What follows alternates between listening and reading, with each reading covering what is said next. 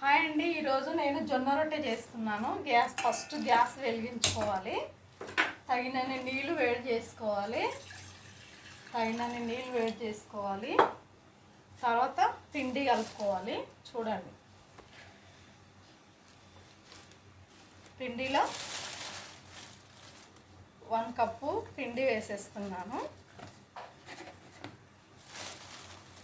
1 కప్పున్నర పిండి వేసేసాను. ఆ తర్వాత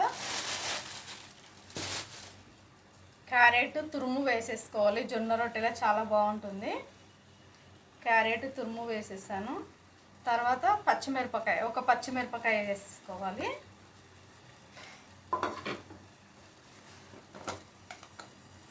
తర్వాత సాల్ట్ వేసేసుకోవాలి. తగినంత సాల్ట్ వేసేసుకొని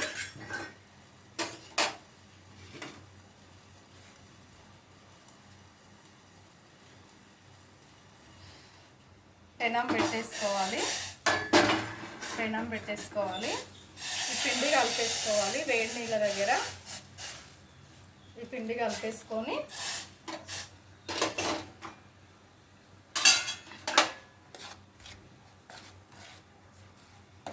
వేడి నీళ్ళు కదా, వేడిగా ఉన్నాయి, అందుకే నేను స్పూన్తో ఫస్ట్ కలుపుతున్నాను.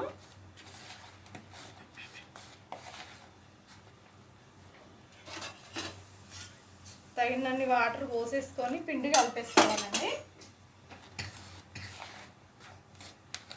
అయిపోయింది, పిండి రెడీ అయింది. చూడండి, ఇలా అవుతే చాలండి. పిండి ఇంత పూర్తి చాలు జొన్న రొట్టెకు.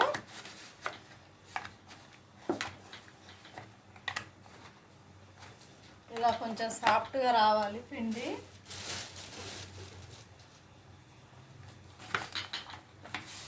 పిండి కొంచెం మెత్తగా అయింది కదా, వాటర్ ఎన్ని పడతావో అన్నీ వేసేసుకోవాలి. కొంచెం పిండి మెత్తగా అయింది కాబట్టి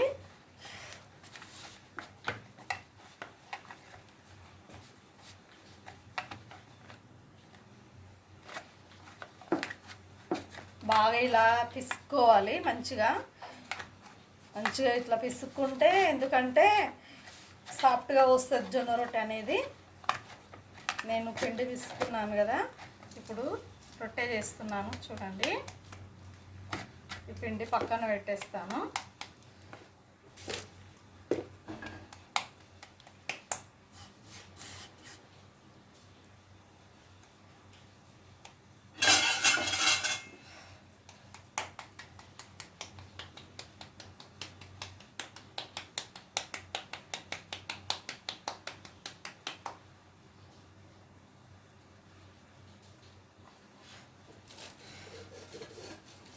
ఇలా ఒట్టి పిండి వేసేసుకోవాలి. దీని మీద వేసేసుకొని ఇలా కొట్టాలి.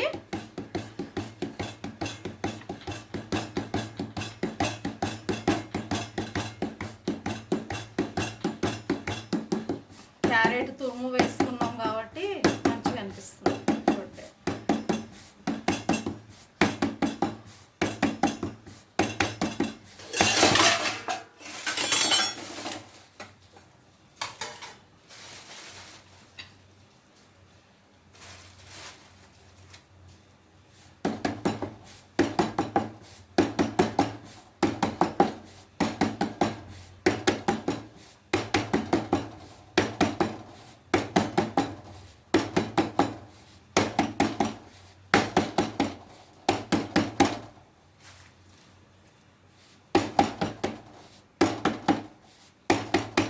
అంతేనండి, ఇంకా రొట్టెని నేను వేసేస్తున్నాను. చూడండి, అంతే.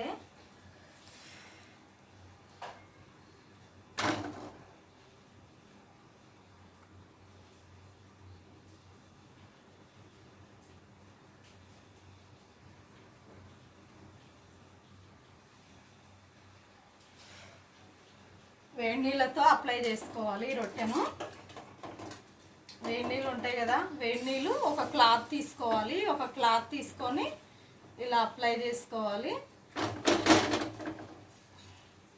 వేడి నీళ్ళతో అప్లై చేసుకుంటే రొట్టె అనేది మంచిగా సాగుతుంది. ఒక క్లాత్ తీసుకోవాలి మంచిది. ఒక క్లాత్ తీసుకొని కొంచెం అయితే కాలుతుందండి రొట్టె, ఇంకా కాలలేదు. ఇదేమో పిండి.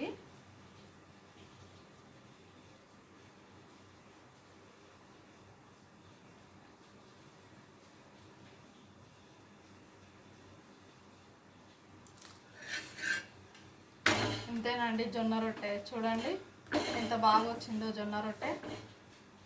ఇలా చేసుకోవాలండి. మీ ఇంట్లో మీరు కూడా ట్రై చేయండి.